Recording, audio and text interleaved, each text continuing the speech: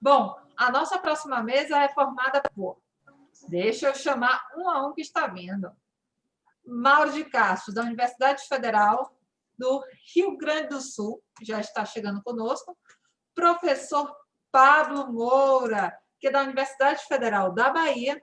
Professor Tarcísio Palhano, claro, ilustre, da Sociedade Brasileira de Farmácia Clínica. E também convoco para conversar conosco o professor Divaldo Lira, da Universidade Federal de Sergipe. Pessoal, sejam muito bem-vindos. Por favor, liguem seus microfones e câmeras e se juntem a mim neste evento. Deixa eu me ouvir. Professor Tarcísio. Olá, boa noite.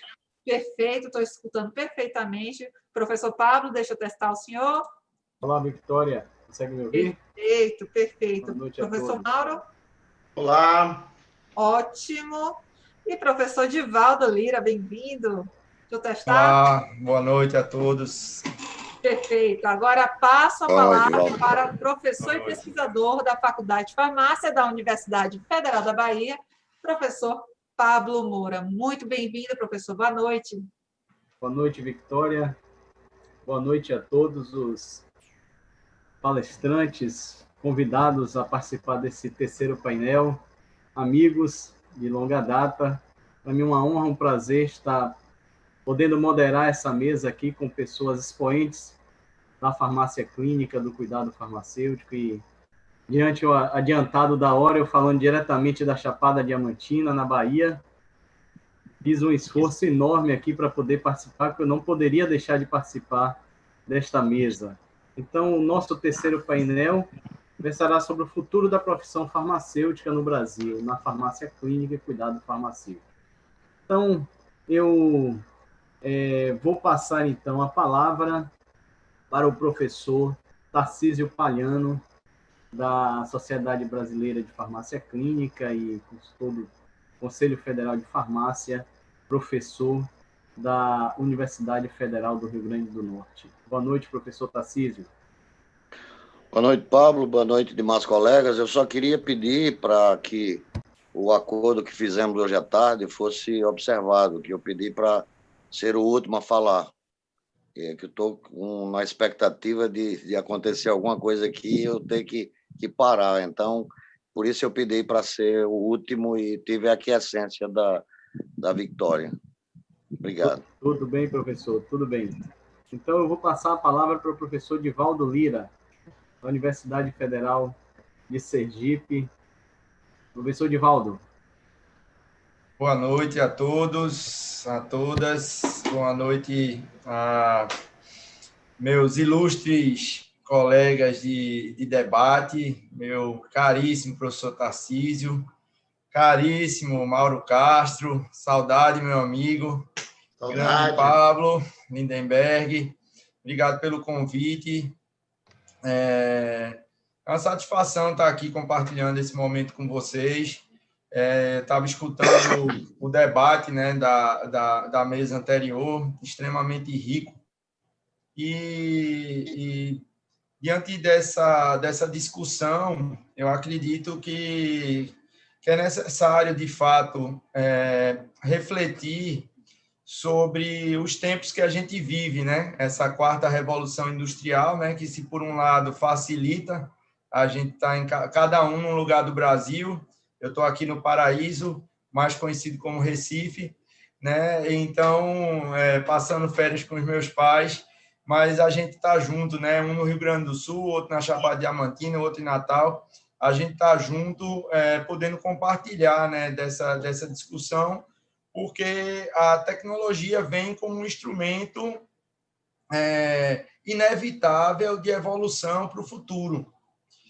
E a tecnologia, enquanto elemento facilitador da vida humana, ele também impõe desafios importantes, inclusive dentro da prática profissional, porque a automação de determinados serviços, numa perspectiva de não consolidação da prática profissional, da indefinição de determinados processos de trabalho, de reconhecimento social, deixam a tecnologia não como um instrumento positivo, mas como uma nova ameaça, né, a determinados serviços propostos por alguns colegas.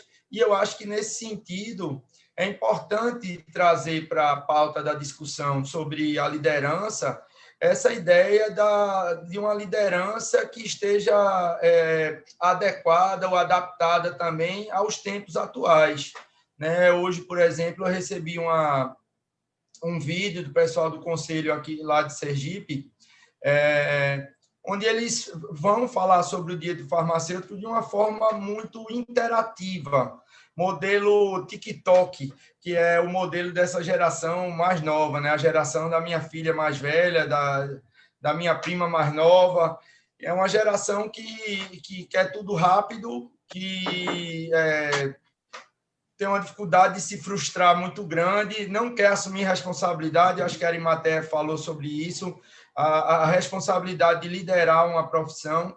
Então, são desafios novos que se impõem, com velhos problemas, né? Velhos problemas e desafios novos que se impõem. Eu acho que a gente tem que estar antenado a todo esse conjunto de coisas que circunda, né, nossa profissão, e por isso a gente precisa estar bastante atento a essas novidades, né, para que a gente possa, de alguma maneira, adaptar, adequar, trazer novos modelos de comunicação para tentar, de alguma maneira, sensibilizar as pessoas para que elas não só atuem de uma maneira mais, eu diria, profissionalizada e reconhecida, mas também de uma maneira mais que assumam um papel de mais protagonismo profissional. Esse protagonismo ele não é desenvolvido durante a formação. Então, na minha opinião, todo esse contexto que eu trago também desemboca numa necessidade de ressignificação do processo formativo do farmacêutico, dos novos farmacêuticos e do processo de educação permanente dos farmacêuticos atuais, introduzindo novas ferramentas, introduzindo novas linguagens, mas sem perder a tônica de que o cuidado farmacêutico é fundamental, de que o farmacêutico ele tem que ocupar espaços políticos importantes, e eu acho que não há nenhum espaço político mais importante para você iniciar uma vida de liderança do que o balcão de uma farmácia, onde muitas vezes dentro de uma região o farmacêutico ele é tido como o profissional de saúde mais próximo daquela população. E eu acho que a gente perde um pouco desse bonde, porque, de alguma maneira, esse tipo de prática e esse tipo de reflexão não é feita na escola ou depois que a gente sai da escola. Então, ou é uma coisa mais natural, né? A gente naturalmente tem um senso de liderança, ou a gente é estimulado ou inspirado, né? A primeira vez que eu vi Tarcísio ou Mauro, é claro que não tem como você não se inspirar. Mário Borges, não é porque hoje eles são meus amigos que eu vou me furtar de dizer isso. A minha querida Luciana Oblata, são pessoas que, de alguma maneira, influenciaram diretamente na liderança que eu acho que sou, né? Mas eu acho que isso tem muito a ver com todo esse contexto de adaptação. A gente se espelha nos mais experientes, adquire esse conhecimento, tem o ímpeto de que as coisas podem melhorar e, de alguma maneira, assume responsabilidade. Mas, para não me alongar muito, eu queria dizer que, dentro dessa lógica que eu estou propondo, o processo formativo tem um papel importante, né? Porque, de um modo geral, na escola, nas universidades, a gente é ensinado de uma maneira muito pragmática, em cima de situações pouco aplicáveis à prática. E, na verdade, eu acho que a gente tem que ser mais estimulado à resolução de problemas. Talvez a resolução de problemas, o estímulo à resolução de problemas também, de alguma maneira, sensibilize essas pessoas para que elas possam, de alguma maneira, ocupar um espaço de mais protagonismo e, por consequência, de liderança. Então, eu acho que isso é um ponto-chave, e aí a tecnologia também vem como um aliado importante para a utilização de ferramentas que vão mimetizar ou estimular mais esse novo farmacêutico para que ele queira resolver problemas e, consequentemente, tenha um ímpeto maior de liderança, ou ele entenda que a responsabilidade não é só um fardo, a responsabilidade também traz benefícios para toda uma coletividade, mas também benefícios individuais. Então, eu penso que a abertura da minha fala é nesse sentido, assim, dessa readequação de modelo, essa readequação e essa aplicação do conhecimento à prática e o desenvolvimento, o estímulo a essa responsabilidade como um elemento chave para que a gente possa, de alguma maneira, fomentar o surgimento de novas lideranças que nos ajudem aí nessa luta tão árdua em prol da sociedade brasileira e da profissão farmacêutica. Era isso, Pablo. Eu acho que, por mim, está suficiente. Muito bem, Divaldo. Eu acho que sua fala, ela casa muito com o que você vem desenvolvendo na coordenação lá do Laboratório de Ensino, Pesquisa e Farmácia Social, né, da UFS. A gente tem visto que realmente há uma disseminação realmente de profissionais, docentes, inclusive, né, atuando dentro dessa linha que você falou. Né? Eu fico bastante impressionado com sua fala, casa muito com a forma como você age, né? E você realmente tem sido uma referência na formação nesta área. Então, bem bacana isso. Eu vou passar a palavra, então, agora para o professor Mauro Silveira de Castro, também amigo de longa data, né, professor Mauro? Isso, Pablo. Mauro é da Universidade Federal do Rio Grande do Sul, é doutor em Medicina, Ciências Médicas pela URGS, professor convidado do programa de pós-graduação em Ciência Farmacêutica e assessor do projeto aqui na Corona. Mauro, a palavra é sua. Bom, eu vou tentar colocar aqui, eu fiz uma apresentação para poder me guiar, ou deixa ela, eu vou falar aqui, tá? Sem colocar a apresentação. Tranquilamente, doutor. Já pode colocar aí. Tá, vou tentar então aqui, porque eu me esqueci de abrir ela, tá? Então, só um pouquinho. Pode abrir ela aí no instante, a gente aguarda. Enquanto isso, batemos papo, falando sobre o evento e convidando todos para a programação também de amanhã. Amanhã nós teremos o painel, né, sobre farmácia magistral, teremos também sobre indústria farmacêutica e finalizaremos nosso evento com análises clínicas. Então, você que está assistindo conosco, que acompanhou ontem, hoje é o último painel que nós temos desse dia. Amanhã não percam também o debate riquíssimo com especialistas e líderes das mais diversas áreas da farmácia. E aí, professor? Já estou com ela aqui, tá? Perfeito. É que eu fiz uma reflexão sobre o que foi proposto de se falar e, principalmente, eu fiz essa reflexão porque eu tenho agora trabalhado um pouco com a comunidade e ela me levou a ter outras ideias e outra vivência. Quer dizer, eu estou aqui aposentado, como professor convidado, mas, no entanto, eu estou aprendendo muito. E aí eu começo falando aqui do que está acontecendo. Nós temos que olhar a nossa realidade. A nossa realidade atual das populações, de quem nós nos relacionamos, começa com um grupo que é negacionista, que nega a ciência, que nega o que nós fazemos, que não aceita o que nós falamos. Nós temos também aqueles que estão esclarecidos, que compreendem o senso científico, e muitos deles são profissionais da saúde. Porque o próprio profissional da saúde, muitas vezes, não compreende o que é o senso científico.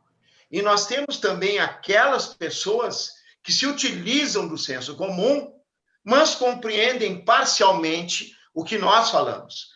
Se eu vou falar de cuidado, eu tenho que entender o que é a realidade. A realidade hoje posta é essa, claramente. É isso que nós temos de grupos populacionais. Não estou falando de subgrupos, tem outros subgrupos aqui.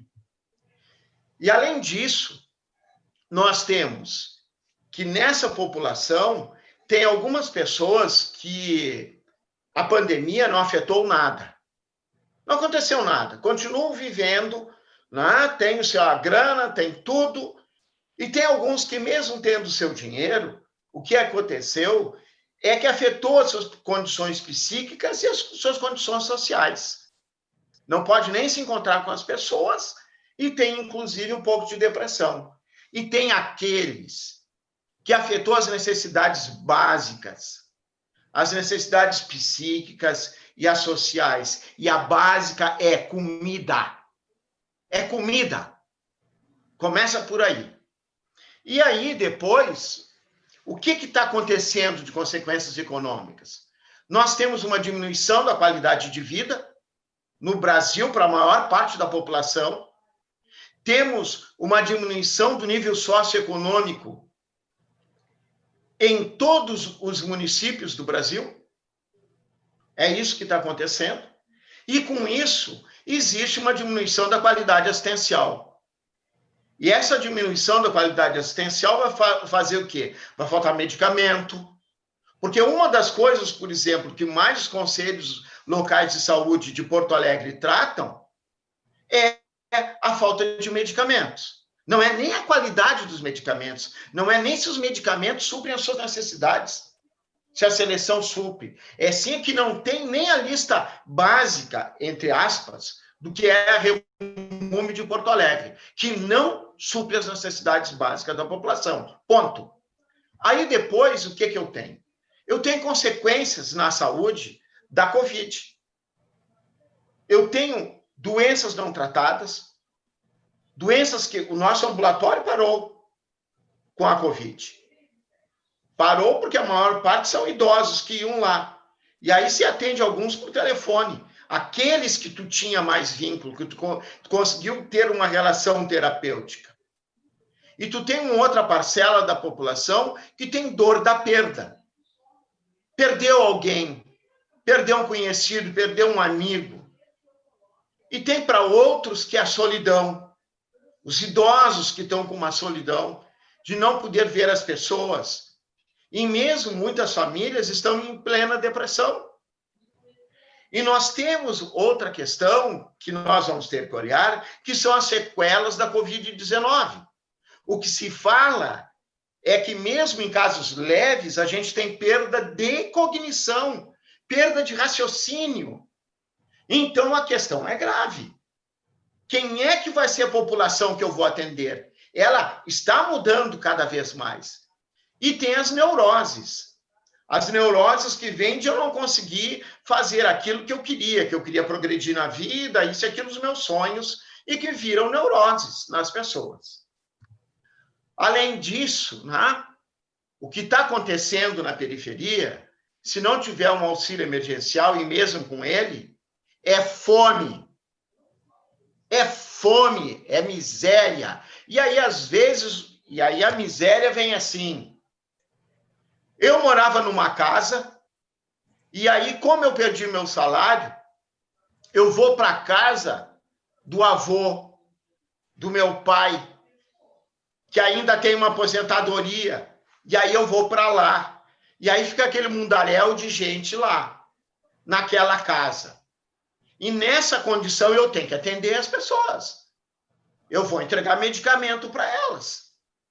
Eu vou suprir algumas necessidades. Mas o que está acontecendo? E a miséria é tão grande que aí nas reuniões aqui com as lideranças comunitárias, aí a gente de saúde diz assim, mas naquela casa lá tem 8 pessoas. 2 são doentes com AIDS e tem que buscar o medicamento, tá? E só tem uma máscara de pano. A gente doou bastante máscara. Teve um grande movimento aqui de doação. Agora ninguém está doando nada.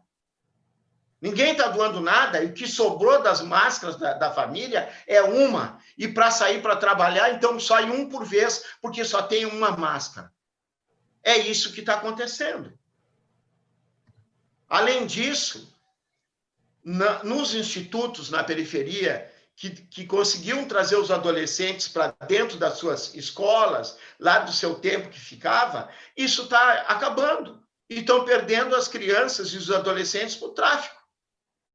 Então, lá, numa das organizações que tem um grupo de teatro, o grupo de teatro está reduzido à metade, porque os outros estão lá agora junto com os traficantes. E se perdeu isso. Então, na realidade, é isso que nós estamos tendo. E nós que trabalhamos com produto, e estamos falando que dentro do cuidado farmacêutico, a gente quer levar isso para as pessoas, para a família e para a comunidade, isso vai impactar muito em como o farmacêutico vai agir, em como ele vai poder fazer algo. O seu trabalho, principalmente no serviço público, vai mudar, vai ter dor, está difícil e vai ser difícil. E aí o meu futuro próximo é ter que mudar isso, ter que levar um serviço farmacêutico dentro dessa questão do cuidado e que leve algo para essas pessoas. E o serviço farmacêutico, na realidade, eu tenho que compreender o seguinte: se eu trabalho numa bela de uma farmácia comercial, vou chamar assim, eu posso atender um empresariado, uma classe média alta, e não vou estar tão incomodado com isso, mas mesmo assim tem problema. Mesmo assim, meu enfoque tem que mudar. E se é pobre e miserável, se eu trabalho na periferia, é pior ainda. A disparidade vai ser pior e eu tenho que trabalhar com eles. E outra coisa, dependendo de onde eu trabalho, de onde o farmacêutico trabalha, dependendo do DH do município, vai ser ruim, porque vai baixar mais ainda, porque não vai ter recurso. Então, nós estamos vivendo uma época que eu tenho que pensar direito o que eu, como farmacêutico, posso contribuir. Esse cuidado que eu tenho que fazer, esse cuidado que a gente preconiza, toma outro aspecto. E aí eu vou ter que pensar nisso. Primeiro, nós temos uma filosofia de prática. Qual é a filosofia de prática quando nós vamos enfrentar uma pandemia? Quando nós vamos enfrentar a pauperização da população? Quando nós vamos enfrentar uma população doente, com sequelas, que nós não sabemos direito quais são essas sequelas. Nós não sabemos. E aí eu vejo que muito farmacêutico fez o curso comigo, fez com uma série de colegas, aí eu vejo o que ele faz. O cuidado dele é centrado no método. Ele se preocupa em preencher uma ficha. Ele se preocupa em, como papagaio, dar uma informação sobre o uso do medicamento. E não atender a pessoa. Outra coisa é que tem outros que se centram na doença. Eu trabalhava num ambulatório de hipertensão, porque a entrada era hipertensão. Mas nós víamos a pessoa na sua integralidade, o máximo que a gente podia. E isso era da equipe. Então, também tem a questão de trabalhar centrado na doença. Não dá mais. Para o futuro, cuidado centrado no paciente já é alguma coisa. Mas ele não é tudo. O grande problema é que quando tu fala do cuidado centrado no paciente, tu fala muito nessa pessoa com a sua doença. Só que tu não te envolve e não consegue compreender o que realmente é essa pessoa, o que ela tem de problemas. O nosso futuro, se é para ter o reconhecimento social da comunidade, é nós tratarmos isso sim a pessoa. E aí, quando tu trata a pessoa, a tua relação farmacêutico-paciente cai por terra. Fica pessoa a pessoa. Que tu é um profissional da saúde e ele também é, de certa forma, um profissional da saúde, porque ele é agente da sua saúde, da sua própria saúde. E isso muda. E saúde entra alimentação, entra, sim, segurança alimentar, entra eu saber o que está acontecendo com ele, porque como é que eu vou dizer, tome junto com as refeições, e ele não tem refeições? Aí agora se faz lá na comunidade uma fila para entregar comida, que era lá 50 almoço, agora 250. Então, isso é que está acontecendo. E eu vou ter que entender como é que funcionam as famílias. E como é que está essa comunidade. O que eu aprendi agora? Eu aprendi agora que para chegar em alguma parte da comunidade, para levar a educação e saúde, tivemos que apelar para o hip hop. Aí no hip hop, aí eu fui aprender, fui lá sentar com os caras, entre aspas, né, via virtual, o que era o rap. E como é que eles iam fazer o rap? E aí a minha função como farmacêutico foi dar as informações científicas e ver se a música era realmente uma música com conteúdo científico e político. Porque não se descuida disso, né? Não se pode. E aí comecei a aprender, professor, aí conversando com eles, eu aprendi coisas assim, professor, todos esses desenhos que o senhor está apresentando aí, desculpa, né, a palavra, são uma merda, porque a gente não se enxerga neles. É tudo branco bonitinho. Nós somos mulato, negro e feio. Aí o desenho tem que mudar. Ele tem que ver que ele pertence àquilo. Então, eu tenho que mudar. Eu, farmacêutico, vou ter que mudar. Vou ter que ver essa outra questão. E aí disseram assim, ó, folhetinho não adianta, eles jogam fora. Na hora da fila da comida, vale mais um banner para eu explicar do que o folheto. Vale mais eu fazer um grafite em alguns pontos da comunidade do que ficar entregando folheto.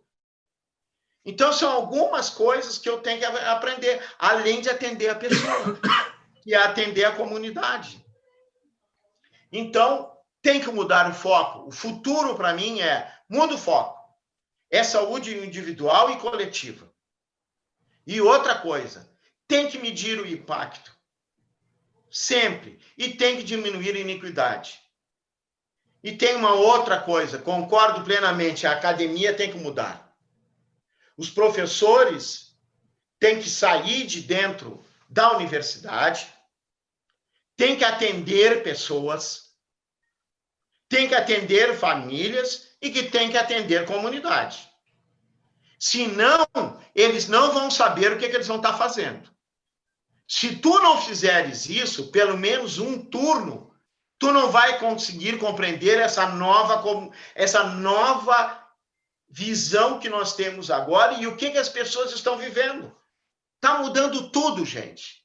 Está mudando tudo. Então, se eu quero ser alguém que seja uma pessoa, eu acredito o seguinte, o que eu vi no meu dia a dia foi que as pessoas, os farmacêuticos que vieram trabalhar no ambulatório, começaram a ser reconhecidos pelos pacientes, pelas pessoas que eram atendidas.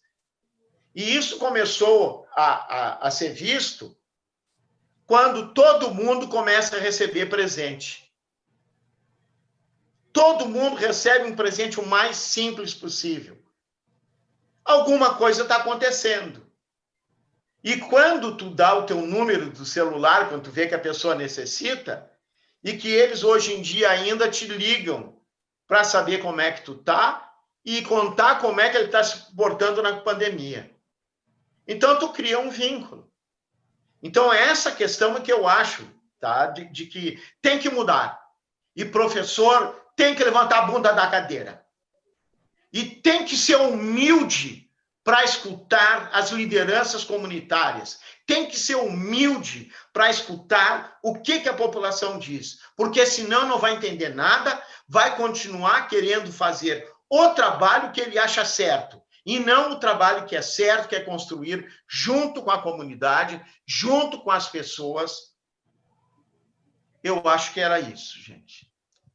Eu me emociono com isso porque eu estou vivendo, de certa forma, isso quase que semanalmente. E estou vendo que muito do que eu sabia muito pouco. E tu tem que aprender sempre na vida. E eles sabem muito.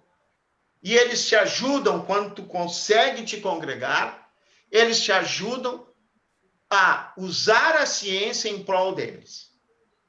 E tu começa a compreender, inclusive, os mecanismos políticos que lá existem, porque também é a mesma coisa do resto da sociedade. E tem isso. E é muito importante para o futuro nosso, se nós queremos ter lideranças, se nós queremos ter gente que faça diferença, que seja reconhecida, é lidar corretamente com a pessoa, com a família e com a comunidade. Obrigado. Muito bem, Mauro.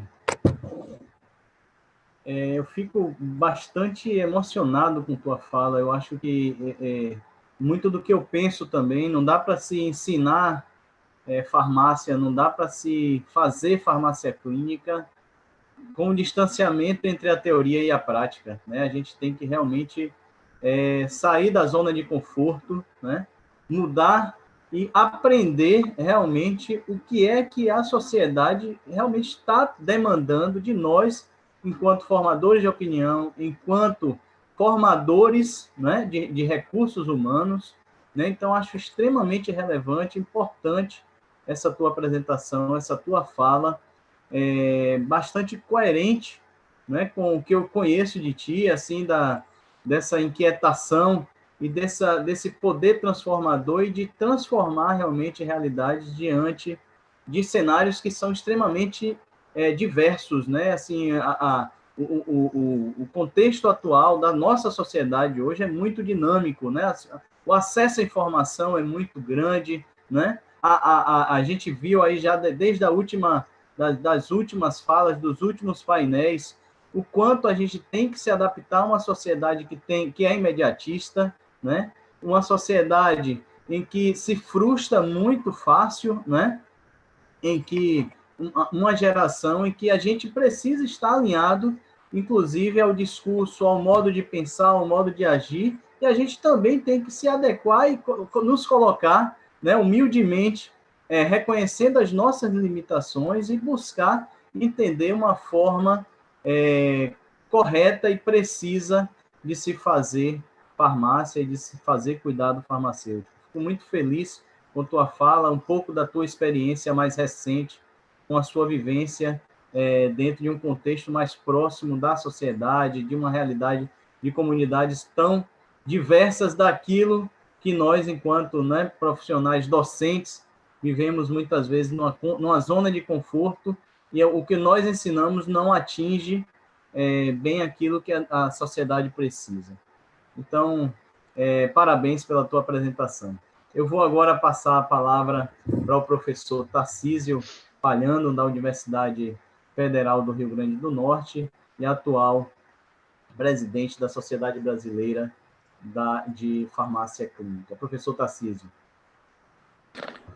Mais uma vez, boa noite, Pablo, boa noite, os queridos amigos Divaldo, Mauro, Lindenberg.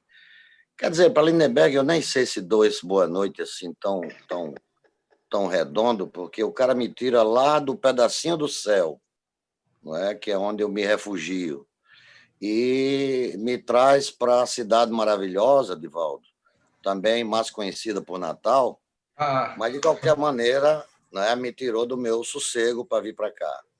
Eu vim com medo, inclusive, por isso eu pedi para essa mudança, porque eu tive algum receio de haver problema de sinal lá onde eu fico, por isso eu vim para cá. Brincadeiras à parte, cumprimentar a todos vocês, um prazer muito grande vê-los, não é? Pelo menos à distância.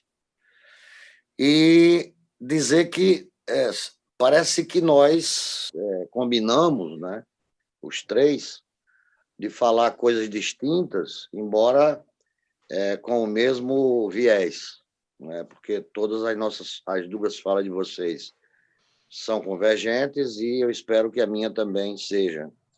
E eu escolhi, repito, embora não tenhamos combinado nada, eu escolhi falar um pouco sobre a questão da formação, né? Da formação do farmacêutico, da formação do professor.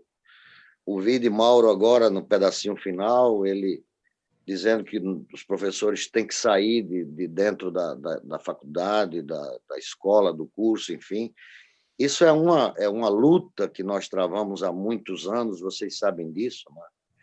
Nós não acreditamos em professor de sala de aula, porque são pessoas que não vivem a realidade. Eu, mesmo antes da criação da Sociedade Brasileira de Farmácia Clínica, eu sempre que tinha oportunidade externava essa minha preocupação de que a cada momento, e agora, repito, depois da sociedade isso aguçou bastante, é impressionante a quantidade de farmacêuticos clínicos que a gente tem no Brasil. Impressionante. Nós não temos esses dados escritos, né, confirmados, contados, né, mas, assim, pelo que as pessoas se autoproclamam farmacêuticos clínicos, é uma coisa do outro mundo. Então, hoje, virou uma moda muito bonita ser farmacêutico clínico, fazer farmácia clínica, e, infelizmente, em muitas ocasiões, Deus sabe como. Tem gente fazendo trabalhos maravilhosos, serviços belíssimos por todo o Brasil, a guinada que a área clínica deu no país a partir de 2012, não é? Vocês dois participaram daquela primeira oficina sobre serviço farmacêutico na farmácia comunitária, promovida pelo Conselho Federal de Farmácia, e que foi o momento em que o presidente que se empossava praticamente naquele momento, o doutor Walter, trouxe para o seu programa de governo, de diretriz das suas ações como presidente do CFF, a área clínica. Muita coisa aconteceu de lá para cá, eu não tenho dúvida, vocês acompanham, né? Tivemos resoluções, tivemos criação do Profar, tivemos muitas publicações, tivemos participação em muitos fóruns, em muitos eventos, etc. E tivemos também uma participação muito grande nas contribuições que demos para a reforma das diretrizes curriculares. Foram realizadas 2 rodadas de fóruns em todas as capitais brasileiras e no Distrito Federal, 2 rodadas de fóruns. Foi realizado o COBEF, né, aí em Salvador. Foi realizado o primeiro encontro de educadores clínicos em Gramado, no Rio Grande do Sul, e mais depois 2 rodadas de fórum nacionais, né, para se juntar tudo isso e oferecer ao Ministério da Educação uma proposta de diretriz. E, embora tenha demorado um pouco, mas finalmente, em outubro de 2017, houve a aprovação das novas diretrizes curriculares do curso de graduação em farmácia. Essas diretrizes, elas embutem um desafio enorme, né? Se institui o ensino por competências, né? As habilidades, as competências, as habilidades, não é? E as atitudes, o que representa um desafio muito grande, e eu, de novo, invoco a fala de Mauro, porque se nós já tínhamos problemas, né, com aquele outro modelo, que era, de certa forma, teve os seus avanços, tal, mas em outras pecou muito, Imagine agora, né, que nós estamos diante de um cenário bastante novo e bastante diferente. Como fazer com que o aluno de farmácia saia da sua faculdade, do seu curso, e vá, né, para o mercado, né, ocupar as mais de 135 áreas de atuação hoje disponíveis para o farmacêutico, sendo um profissional competente, né, com habilidades e com atitudes, né, para atender os anseios, as necessidades da pessoa, da família, da comunidade. Como é? Como é que faz? Então, eu fico me perguntando o que é que nos espera daqui a 4 anos, porque em 2017, com 2 anos, que foi o prazo para entrar em vigor, 19, nós já temos, teoricamente, 1 ano e um pouquinho de novas diretrizes curriculares. As pessoas já estão, né, enquadradas nessas novas diretrizes. O que vai acontecer? Nós vamos ter pessoas mais bem formadas? Nós vamos ter pessoas com essa preocupação de exercer as suas funções, as suas atividades, de uma maneira que a sociedade enxergue o farmacêutico? Porque a gente reclama muito disso, que a sociedade não nos vê, e não nos vê mesmo, né? Eu acho que nós perdemos uma chance de ouro agora nessa pandemia, porque acho que na vez anterior, na mesa anterior, Mário Borges falava nisso. A gente fala muito para a gente, né? Fala muito para a gente não fala para os outros, então os outros não sabem quem somos nós, ou sabem muito pouco, né? Ninguém nessa pandemia agora, todo dia, num telejornal aí, aparecia depoimento de médico, enfermeiro, fisioterapeuta, maqueiro, pessoal de limpeza, todo mundo linha de frente. Todo mundo linha de frente, linha de frente, linha de frente. E o farmacêutico? Porque nós sabemos que o farmacêutico fez muito, né? Atuou em determinados hospitais participando de mudanças de protocolos, não é? Fazendo ajustes, não é? De modo, inclusive, na época que começou a sumir do mercado uma série de medicamentos, né? Então, o farmacêutico teve uma atuação importante sobre isso, a questão da falta de EPIs num determinado momento, os farmacêuticos também fizeram malabarismos para ir tentando, não é, fazer ajustes. Aquele trabalho da SBRAF mostrou isso claramente, um trabalho muito bonito. A nossa atuação na farmácia comunitária foi aguçada, foi ativada, foi ampliada, né? E quem viu isso, quem reconheceu isso, né? A conquista de levar a vacinação para dentro da farmácia, efetivamente, definitivamente, não é? O papel desses nossos colegas agora da agência reguladora, da Anvisa, trabalho hercúleo, um trabalho de uma responsabilidade monstruosa, monumental, com pressões de um lado, pressões de outro, não é? E os farmacêuticos foram brilhantes, brilhantes. Mas, assim, quando aparece fulano de tal, pesquisador, né? Então, quem é o pesquisador? Muitas vezes não se sabe.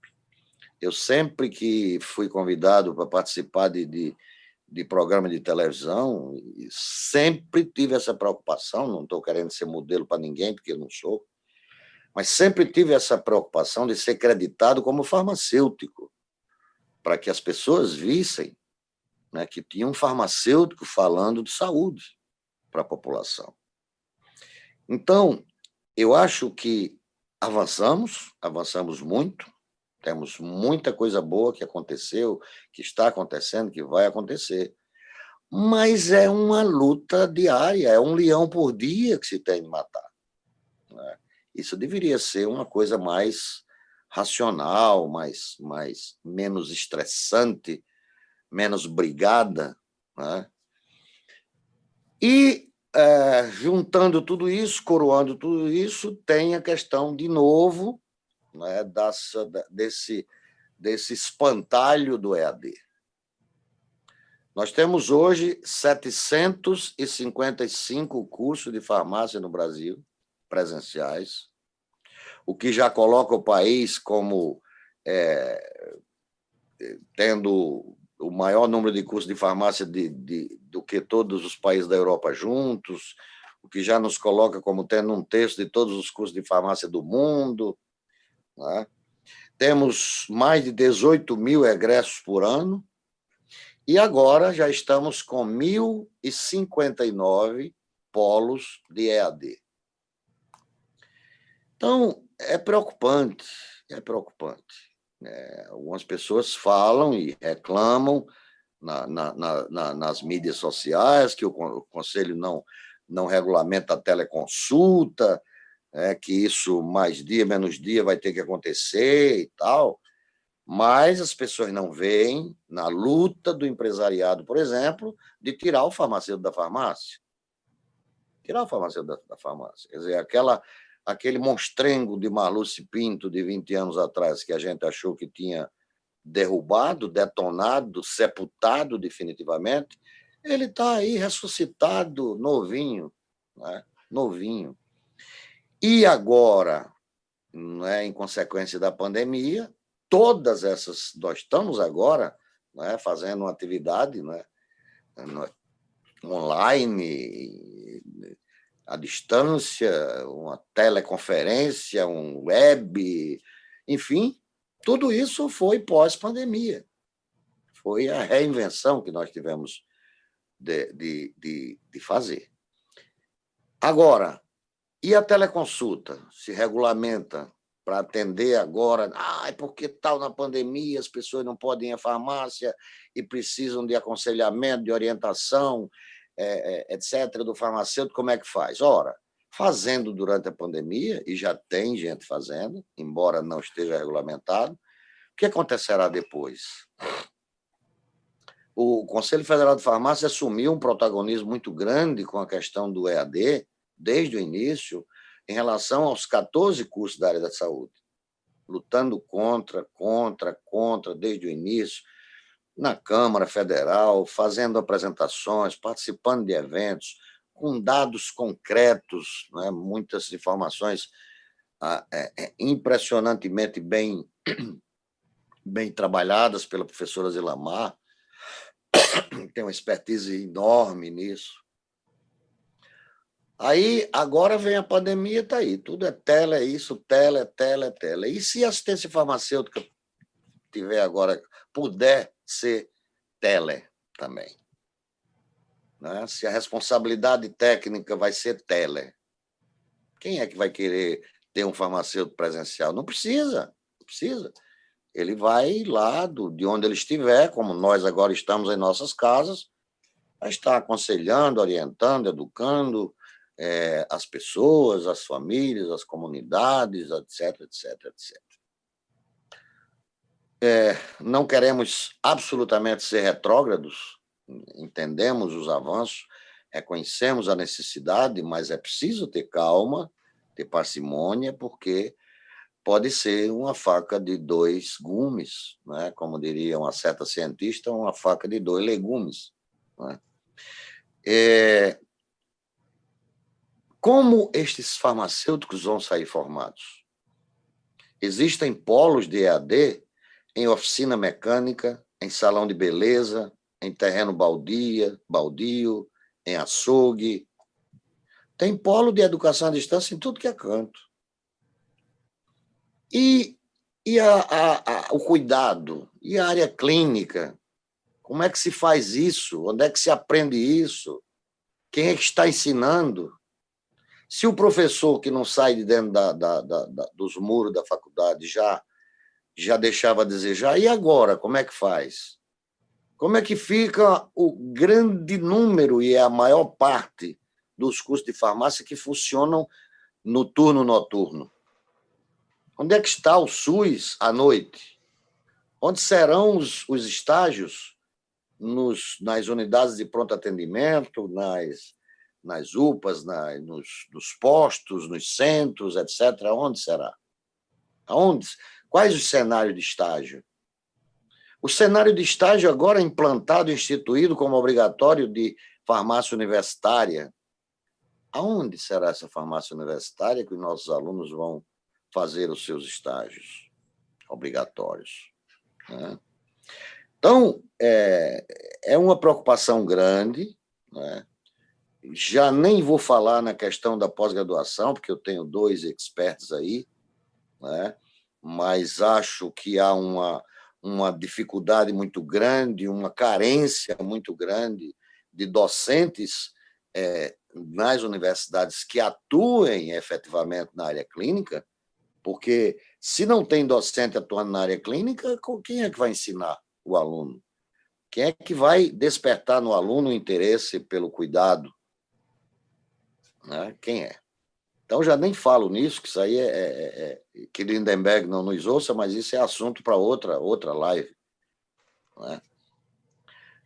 Então, é preocupante, repito, avançamos muito, temos a Sociedade Brasileira de Farmácia Clínica engatinhando, né, com menos de 4 anos de existência, ainda se estruturando, se organizando, não é fácil, mas, mesmo assim, fizemos muito durante a pandemia, produzimos muito, elaboramos muito material pedagógico, didático, técnico, científico, fizemos muitas lives, inclusive webs internacionais com colegas de alguns países da América Latina e outros com colegas da Europa. Estamos publicando documentos importantes, como artigos basilares de Charles Hepler, do professor Aquiles Arancibia, já temos o nosso compliance, etc. Temos feito muito, temos 7 regionais, inclusive a do colega do estado do colega, do estado de trabalho, não do estado de coração, do professor Divaldo, que é Sergipe. Então, temos regional lá também. São Paulo, Rio, Sergipe, Pará, DF, Alagoas e Ceará. 7. Deveríamos ter criado mais, havia 2 na agulha, principalmente o Goiás, mas, em função dos problemas da pandemia, não foi possível concretizar, criar formalmente a regional de Goiás. Então, muitos avanços, muitos colegas espetaculares, trabalhadores empenhadíssimos em levar adiante a farmácia clínica, tudo que a envolve, sua teoria, sua prática, etc.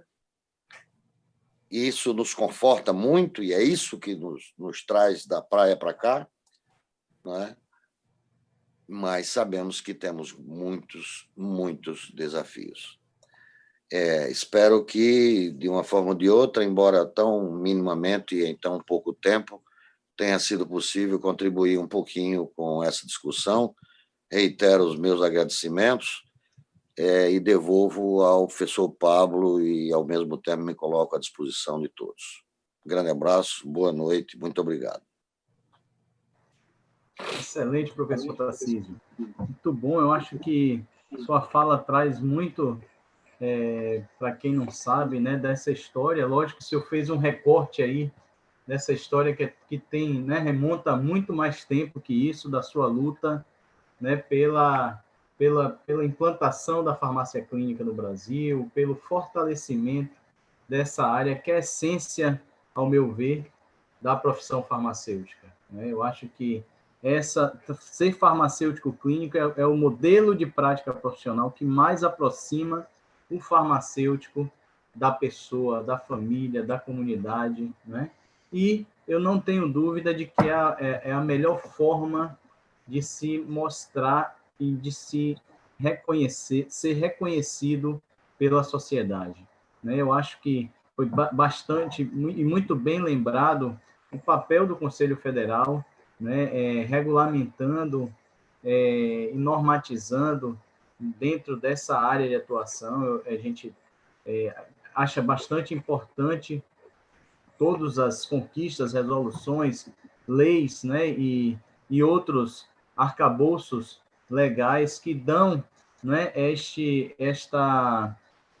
fundamento legal para a atuação farmacêutica, do farmacêutico clínico aqui no Brasil. E como o senhor bem colocou, né, a gente sabe que temos muitos desafios, né, a formação, inegavelmente, é um desafio a ser superado, não só pelas escolas, mas também pelas sociedades, né, de classe, sociedades científicas, pelo próprio Conselho Federal, né, a sensibilização para uma formação adequada e uma formação que atenda, assim, os anseios da sociedade. Né? Então, é muito bom ouvir a sua fala. Eu estou aqui, o professor Lindenberg colocou aqui para mim, ele não vai poder entrar, mas ele me falou que temos em torno de 420 pessoas logadas agora, né? São 10h15 da noite, então, dado a relevância do tema, né? E também destaco aqui a importância dos expoentes, né, estarem aqui, a ouvirem a fala do professor Tarcísio, professor Divaldo, professor Mário, em tema tão relevante. Né? Aqui, no nosso chat, tem uma pergunta aqui,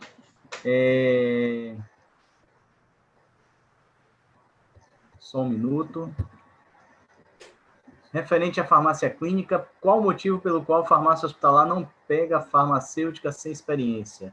Qual seria o diferencial para que possamos entrar nesta área específica? Alguém gostaria de responder esse questionamento? Se eu puder começar... Pode falar, Divaldo. Eu vou falar muito pela experiência que a gente tem aqui, que tem lá em Sergipe, que eu acho que tem três fatores fundamentais. O primeiro deles é a questão da profissionalização da farmácia hospitalar, que eu acho que é um dos setores da farmácia que talvez tenha mais se desenvolvido, eu acho que ao longo dos últimos anos, por conta de todo esse histórico, né, iniciado em Natal e com todas essas crias boas que foram... Né, saíram de lá e se espalharam pelo Brasil, né? Mário, Mauro, Digenani, tanta gente boa que passou por lá, só o professor Tarcísio poderia elencar, né? Professor Tarcísio, Lúcia e a querida professora Ivonete tem um papel determinante nesse contexto, né, de semeadura, né? Eles acho que plantaram sementes boas que frutificaram bem. A gente tem uma Sociedade Brasileira de Farmácia Hospitalar que já tem 25 anos. Então, eu acho que existe um quê de profissionalização nessa área que outras áreas até mais antigas e tradicionais, como a farmácia comunitária, eu acho que ainda padecem, né? Mauro falou de várias coisas que eu acho que padece dessa ligação, né? Existe uma distância ainda para que a gente se torne um profissional mais qualificado. A segunda questão é que eu acho que, em muitos estados do Brasil, a residência ainda não é algo muito conhecido de quem está no mercado. Eu vejo em Aracaju assim, a luta que eu tenho para tentar fazer com que meus colegas farmacêuticos, chefes de farmácia hospitalar, contratem residentes e deem prioridade a quem fez residência. Muitas vezes eles preferem dar prioridade a quem faz estágio curricular, muitas vezes com muito menos vivência, experiência prática e tal, mas porque conviveu naquele ambiente e eles acham que supre a necessidade a curto prazo, sendo que, na verdade, a otimização constante dos serviços deveria ser uma meta profissional importante que a gente deveria ter como referência. E a terceira questão é que eu acho que a farmácia hospitalar, pelo menos nos grandes centros, ela está passando por um processo de transformação também importante, onde a logística ela está sendo incorporada por outros setores do hospital. Né? Eu vejo grandes grupos, inclusive privados, que estão incorporando determinados setores logísticos e, de repente, está surgindo a oportunidade de ter um viés mais clínico E nesse viés mais clínico se almeja alguém, se deseja alguém um pouco mais experiente. E pelo menos esse é o meu ponto de vista, baseado na vivência que a gente tem, né, dentro da própria SBRAF e convivendo com as pessoas lá em Sergipe. É uma luta constante para a gente tentar ver se o residente ele tem preferência nessa contratação. E aí minha sugestão para quem está começando a vida é que a residência ela pode ser um bom complemento. Se por acaso você não vai estar dentro da própria comunidade, como o Mauro está trazendo, mas você vai ter uma vivência dentro do hospital que a graduação, talvez por tradicionalismo e resistência à mudança, talvez ainda dure um tempo um pouco maior, apesar dessa conquista das diretrizes curriculares que o professor Paulo Freire, também conhecido como Tarcísio Palhano, ele trouxe aqui para a gente, né? Para não perder a piada, viu, professor? Muito bem, Divaldo. Parecido demais. Mas vamos aqui. Nós temos várias outras perguntas, vários comentários, e certamente nós vamos passar para os membros da nossa conferência de hoje. Pelo adiantado do horário, eu só vou passar então agora para que vocês façam as suas considerações finais, começando aí pelo professor Mauro Castro. Bom, gente, nós estamos vivendo uma realidade. E essa realidade nos traz oportunidade. Oportunidade de fazer uma diferença. E uma diferença muito grande para as pessoas. Para as pessoas. Porque paciente é aquele que sofre. E para eu compreender o que é esse paciente, eu vou ter que entender ele como pessoa. E um dos problemas na formação é que os alunos não gostam de discutir filosofia. Não gostam de saber o que é uma pessoa. Então, eu acho que eles não gostam de si mesmo. Esse é um problema. Eles gostam de ter uma receita de bolo. A receita de bolo é para tu aprender a fazer algumas coisas. Agora, o bom bolo é aquele que tu vai fazer junto com aquela pessoa que necessita, com aquela família que necessita. E muitas vezes, só falar sobre a fome, sobre as coisas que eles poderiam fazer para aquilo, entender por que é que ele está com fome, muda a perspectiva dela, porque tu reconhece ela e sabe. Muitas vezes tu não pode pegar e dar, como tinha aluno, queria dar dinheiro para todo mundo que necessitava. Não dá, não é possível. Mas que se organizem, que vejam como é que pode ter algum mecanismo. E se tu sabe o mecanismo, passa para ele. Às vezes, esse tipo de mecanismo, por exemplo, muitas vezes nós passávamos o endereço de um grupo de psicólogos que atendia de graça. Ou psicólogo da universidade. E a gente está vendo que, olha, não vai conseguir no SUS, tudo bem, mas vamos ali, eu tenho uma solução agora que pode ser. Então, ajudem. Ajudem. O medicamento é só uma ferramenta nossa para a saúde. E a saúde e a doença são muito mais amplas do que só o medicamento. E nós, muitas vezes, temos que fazer outras coisas para que ele não use medicamento que ele não necessita. O problema é outro. E eu tenho que reconhecer isso. E um conselho. Procurem as causas do que está acontecendo. Larguem, rasguem os PRMs, os RNMs.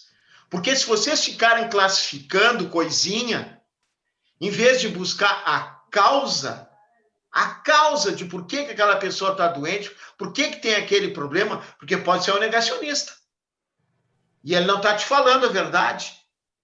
E às vezes tu pode ajudar ele a ver o mundo de outra forma. Então eu acho que é isso. Nosso trabalho é muito lindo. Nós entramos com o medicamento. Mas não é só o medicamento que existe. Não se agarrem no medicamento. Não se agarrem nas caixinhas. Se agarrem no fazer algo pelas pessoas, pelas comunidades. Se agarrem e pensar que nós temos um trabalho de saúde coletiva e temos um trabalho de saúde individual. É isso que eu acho que é o nosso futuro. Porque senão, daqui a pouco, qualquer um faz orientação. Qualquer um faz orientação. Dizer como papagaio as informações que estão na bula, qualquer um faz. Pensem nisso, tem que fazer a diferença. E nós temos como. E como o Tarcísio disse, tem muita gente que está fazendo, que mexe com as pessoas e com a comunidade. E nós temos que ir para esse lado, se a gente quiser, inclusive, sobreviver como profissão. Porque entregar caixinha de medicamento, fazer logística, qualquer um faz. E como o Divaldo estava falando da questão aí da automação, cheguei num hospital na Espanha, para não dizer nos Estados Unidos, onde ninguém entra dentro do almoxarifado. Tu só pega uma caixa com os medicamentos, larga, vira ela e o robô faz tudo. O robô faz tudo. Tu digita o que tu queres, ele te traz na quantidade. Pronto. Quantas pessoas foram substituídas? E precisa de um farmacêutico para fazer isso? Não, não precisa. Agora, lá atendendo e estando mais na clínica, por exemplo, dentro do hospital, do que dentro da farmácia, que é que o Bonal já dizia, o meu satélite é o farmacêutico. Eu acabei com as farmácias satélite porque eles se escondiam dentro da farmácia. Eu fiz o farmacêutico ser satélite. Então, assim, muitas vezes eu vou ter que sair de dentro da farmácia para falar com a comunidade. Ou então traz a comunidade até, libera a tua farmácia para eles se encontrarem, para conversar com a comunidade. Tem muito trabalho pela frente. E esse trabalho pode contribuir muito com a saúde da população. E é transformador. Transforma a realidade, sim. E te transforma como pessoa. Senão, não vale a pena. O futuro está aí, gente. Tem que agarrar. Tem que ir. E tem que lutar. E tem que fazer. E tem que ousar. Senão, não dá. Obrigado, gente. Muito bem, Mauro. Obrigado por tudo. Muito bem, muito bem, muito bem. Fantástico. Divaldo. Então, só agradecer mais uma vez ao INAF, na pessoa de Lindenberg, um verdadeiro líder farmacêutico, assim, pela oportunidade, né, de estar compartilhando esse momento com um grande amigo recente, meu querido Pablo, e esses sim, são expoentes da profissão farmacêutica, duas pessoas que me inspiram sempre. Alguém perguntou aí o que é que a gente faz para melhorar sempre. Eu acho que tem 3 coisas que fazem a gente melhorar sempre. É a gente fazer o que gosta, a gente respeitar a história de quem fez, pelo que a gente trabalha, e ter muita esperança, né, de construir algo novo que possa proporcionar melhoria para as pessoas. Então, o que Mauro traz é uma reflexão importante, né? Eu acho que realmente a gente está passando por um processo de transformação. Da minha parte, estou fazendo o meu pequeno quinhão, assim, tentando formar professores com essa característica, né, de tentar ir para o mundo real. É uma coisa que eu falo muito para os meninos: os professores que vocês querem são vocês. Então, se hoje a gente está lutando para dar um espaço, vocês vão ter que criar os espaços, mas o importante é que a gente crie com qualidade, para que a gente possa ter mais referências espalhadas pelo Brasil e, assim, gerar novas lideranças. Eu penso muito nisso. E também, assim, respeitar muito o trabalho das instituições, né? Eu acho que as instituições, elas têm trabalhado muito em prol do farmacêutico ao longo dessa história recente.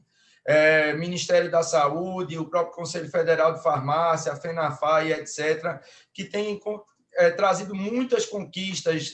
A gente tem legislações novas, um currículo novo, E eu brinquei com o Dr. Walter no começo da pandemia, que eu disse a ele, Dr. Walter, eu acho que a gente está bem servido de general, mas eu acho que a gente está precisando sensibilizar mais a nossa tropa, porque a gente está vivendo em tempos de guerra e sem a tropa não tem vitória, né? Então, eu acho que a gente tem que se readequar a linguagem, como o Mauro falou, essa questão do grafite, ou a questão da tecnologia, ou o TikTok, sabe Deus.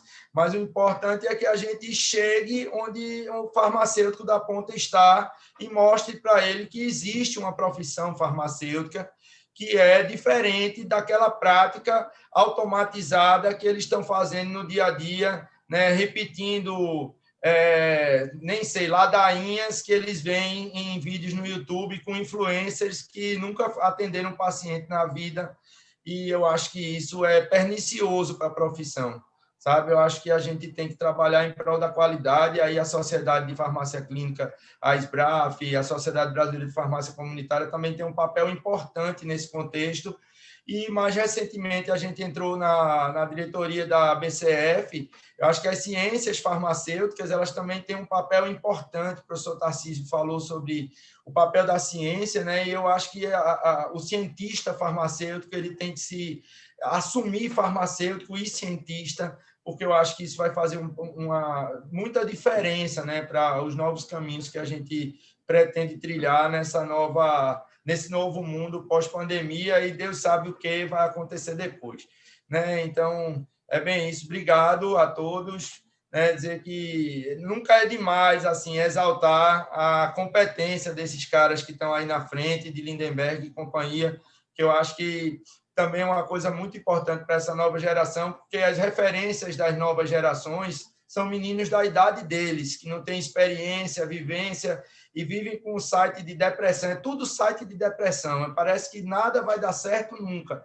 Acho que é por isso que o limiar da frustração está tão tênue, e eu acho que a gente tem que olhar além do TikTok, olhar além do YouTube, que o mundo está girando e a gente precisa cuidar de si mesmo e dos outros. Então, era isso que eu tinha para deixar. Muito obrigado. É isso. Muito bem, Divaldo. Professor Tarcísio, suas considerações. Reiterar os agradecimentos, né, a você, Pablo, a Lindenberg, aos colegas Divaldo e Mauro, né?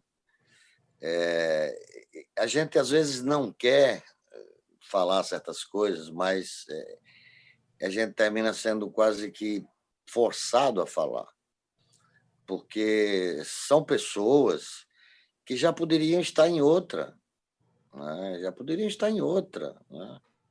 Combati o bom combate, terminei a minha carreira, guardei a fé.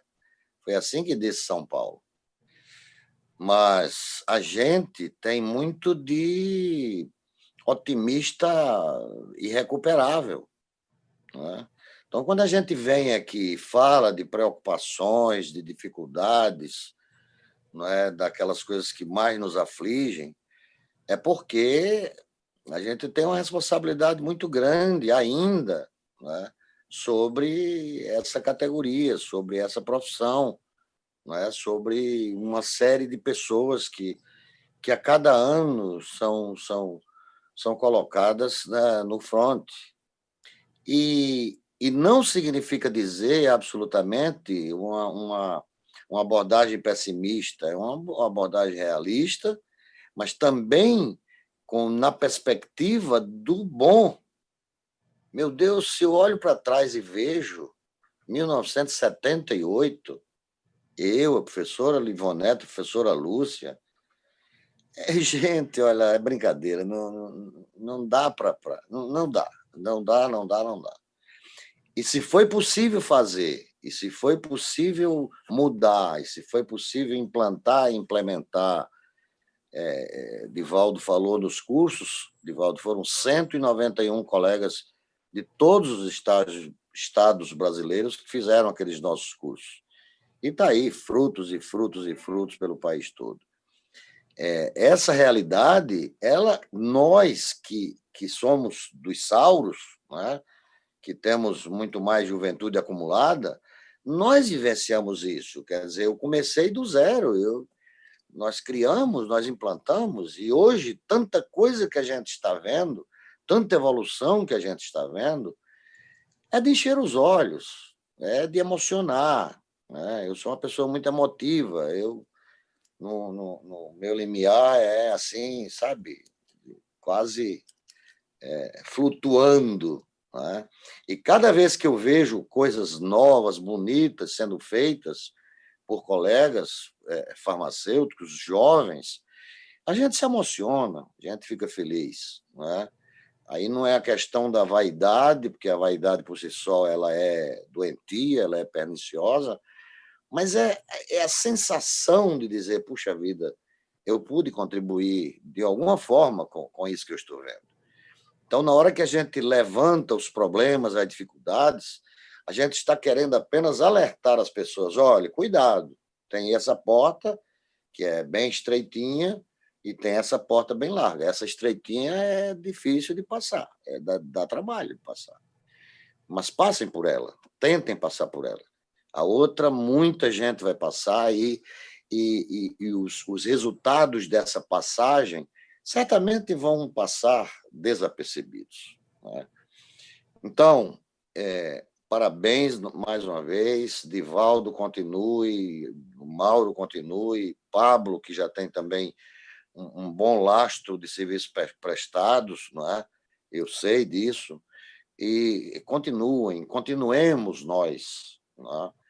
Porque ainda temos muito a oferecer, muito a dar, muito a orientar, muito a estimular, especialmente no meu caso hoje, muito mais a estimular pessoas a seguir esse caminho que eu sempre costumo dizer, embora correndo o risco de, às vezes, ferir alguma sensibilidade, mas não há, entre os 135 áreas de atuação do farmacêutico, não há algo mais gratificante, mais gostoso, mais coisa que dá prazer, que dá retorno, que gratifica fazer do que a farmácia clínica, do que o cuidar das pessoas.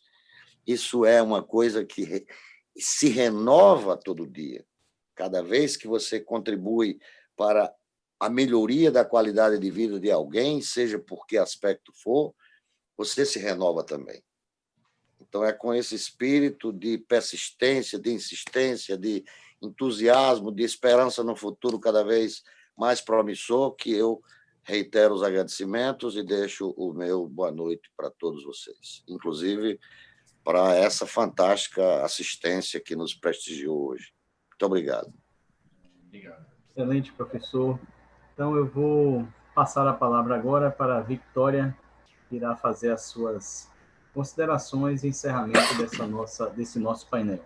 Agradeço mais uma vez a oportunidade de estar dividindo esse painel com vocês, três pessoas que eu tenho uma estima muito grande, né, amigos de longa data, e para mim é uma honra estar dividindo esse momento com vocês. Muito obrigado e uma excelente noite para todos. Além disso, né, professor, não é à toa que a gente conseguiu reunir pessoas ilustres para participar dessa mesa e claramente as falas foram brilhantes. E eu quero dar esse feedback a vocês, porque foram poucas que eu consegui colocar aqui para a gente visualizar as perguntas, as questões e os comentários do nosso público, que elogiou, fala contundente, é isso mesmo. Então, o pessoal está prestando atenção, está comentando nossas redes, está comentando também no nosso site, onde nós estamos fazendo a transmissão ao vivo para você. E agradeço a você que nos assistiu até agora. Continue acompanhando a gente nas redes sociais. Por favor, siga @inaf.org.br para verificar a programação do nosso evento, o primeiro Fórum Nacional de Lideranças Farmacêuticas, e continue nesse movimento de qualificação. E, claro, não posso deixar de falar, defesa do SUS. A gente se encontra amanhã, às 18 horas, neste mesmo local. Muito obrigada. Verifique se vocês estão recebendo a comunicação adequadamente do INAV para continuar logado no nosso evento e nos vemos lá. Tchau, tchau.